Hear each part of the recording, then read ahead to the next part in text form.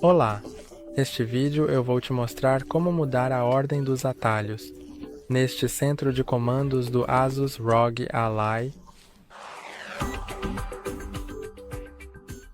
Quando eu clico neste botão, eu abro o Centro de Comandos e, para mudar a ordem dos atalhos, é só ir nas configurações. E a primeira coisa que você pode ver à direita é o Centro de Comandos. Você pode remover algo clicando em um X para removê-lo, ou pode clicar em Adicionar e escolher o que você quer adicionar. Eu vou adicionar opção de gravar tela.